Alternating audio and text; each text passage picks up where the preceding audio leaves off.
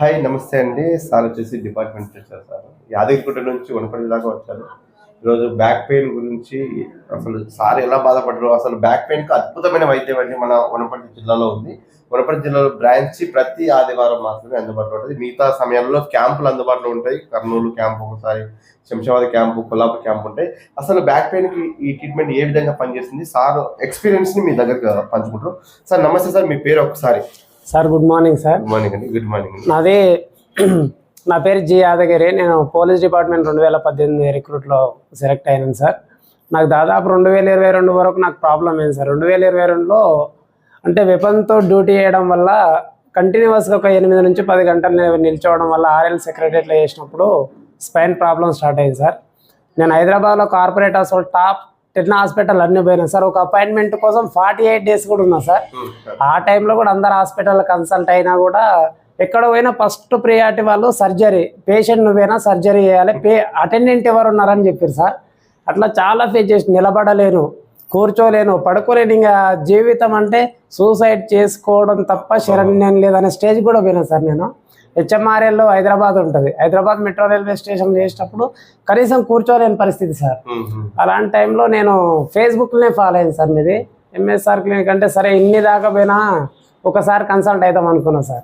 అయిన తర్వాత direct first వచ్చింది వనపర్తి బ్రాంచే సార్. నేను మా అత్తమ్మల ఊరికి వచ్చి ఇక పక్కలే ఉంది కదా అని వచ్చేసిన సార్. ఒకసారి చూద్దాం అనుకున్నా.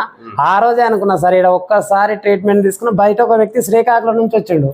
అతన్ని నేను బస్ స్టాప్ వరకు తీసుకపోతే అసలు శ్రీకాకుళం నుంచి ఇంత దూరం రావాల్సిందంటే సంథింగ్ ఈజ్ దేర్ అనుకున్నా సార్ నేను అప్పుడే.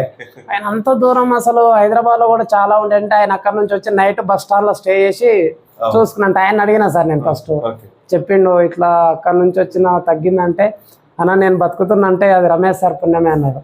నా దృష్టిలో కూడా మీరు దేవుడే సార్. ఇప్పుడు కూడా చెప్తున్నాను, నేను టెంపుల్లోనే యాదగిరిగుట్టలో. నాకైతే ఇంత ప్రాబ్లం ఉన్నప్పుడు సార్తో సెట్టింగ్ వచ్చినాక 2 సెట్టింగ్ల తర్వాత నేను అసలు కూర్చొని నిలబడిన పరిస్థితుల్లో 6000 కిలోమీటర్లు ఓన్ డ్రైవింగ్లో ఉత్తర భారతదేశం మొత్తం పోయినా. దాదాపు 8 జ్యోతిర్లింగాలు డ్రైవ్ చేసుకుని పోయింది సార్. అసలు నేను బతకలేనన్న సిచ్యువేషన్ నుంచి ఈ రోజు ఇట్లుందంటే అది మీ దయనే సార్. ఏదన్నా అది ఆంది మైక్ అని కాకుండా కూడా ఇప్పుడు కూడా నాకు చిన్న మొన్న క్రికెట్ ఆడుతుంటే డిస్క్ ప్రాబ్లం వచ్చింది అనుకున్నా. ఇప్పుడు చూడు ఇంత ఫ్రీగా జీరో పెయిన్తో ఉంది. ఇప్పుడు జీరో పెయిన్ తోటి అయితే ఉంటా.